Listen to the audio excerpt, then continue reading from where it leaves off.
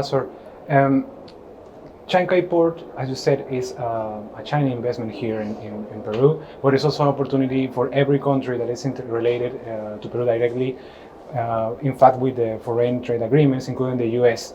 And you also, as a country, had other investments in ports here, if I'm not wrong, for example, in Matarani and another one. So my question is very simple. Do you see any opportunities for the US to invest more in ports here in Peru? Or is, I don't know if it's correct, but enough with the already investment that you have here? Yeah, so I think our ambassador to Peru, Stephanie Siptek-Remnath, she was making remarks at the Congress yesterday at an event there for APEC Leaders Week. And she talked about how also U.S. companies are working to invest in the Matarani port and also to work with Peru on that project. And she also talked about some other examples, including the mining examples I just referenced, where U.S. companies are very engaged.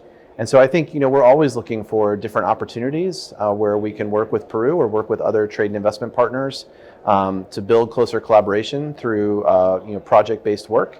And so we'll continue to look for those opportunities because, of course, making sure that we have very strong interconnected supply chains is really important to all of us. Yeah, and now Peru with the Chancay port is like the place to do that, so, right?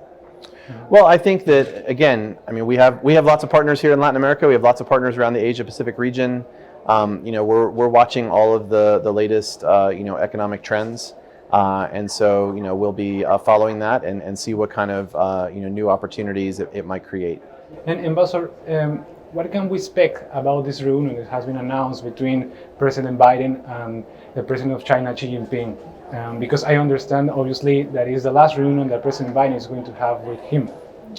So I think that it's been very important for the Biden administration to maintain open lines of communication with China, to make sure that at all levels, from President Biden to President Xi, but also we've had Secretary of State Blinken, Secretary Raimondo, Secretary Yellen have all traveled to China.